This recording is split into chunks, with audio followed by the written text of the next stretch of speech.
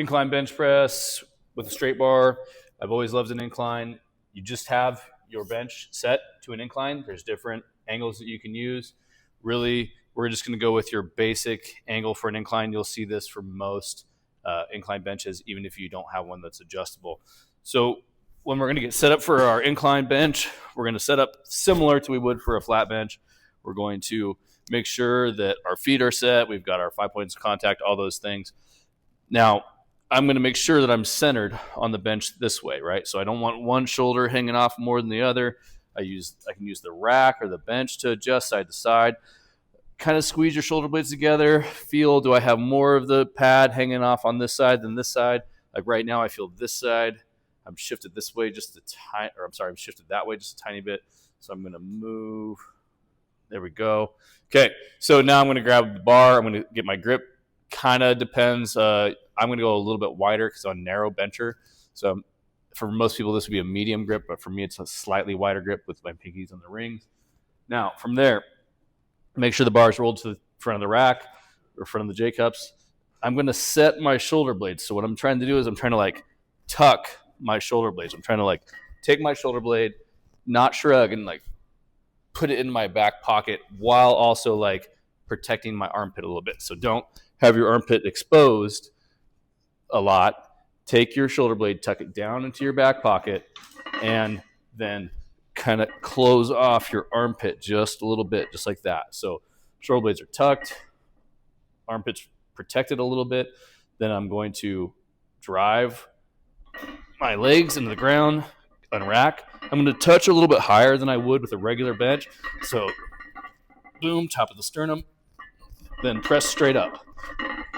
Top of the sternum, press straight up. Mistakes here. Don't arch your butt too much because you can see when people do this, all I'm doing is trying to turn this into a flat bench, which takes away the point of the incline. Or people won't touch as high as they should. They'll touch where they might with a regular bench right about here. And they'll also press out that way, kind of because they're used to a regular flat bench. So you need to touch high and press straight up. If you press straight out, you just won't be able to lift as much because your shoulders can't handle the bar being that far away. We like the incline because it shifts the emphasis, especially at the bottom of the lift. So at the bottom of the press on a flat bench, you've got a lot of pec, a lot of front delt getting involved. The steeper the incline you have, the more you move the emphasis up your chest. So if a regular flat bench, we've got low and mid pec. Incline, we're going to hit a little upper pec. Emphasize the shoulders more. The shoulders are always going to work, but we're just emphasizing or de-emphasizing depending on the angle. Triceps are pretty much going to be involved almost the same amount regardless of the angle of pressing. So if we were to take this regular incline and shift it to a steep incline, you can see we're going to get much closer to a horizontal or a vertical press, like a shoulder press. You're going to have to shift, get a little bit more under there, and you're going to touch even higher on your chest. You can touch like right about there. And again, you're going to press even more straight up. So for a steeper incline, it's a lot more shoulders. You're going to have to touch a lot higher, and you're not going to be as strong. The steeper the incline, the less you're going to be able to move. Okay, so we unrack the same way, touch real high, press straight up. So steep incline, make sure you touch high, go straight up.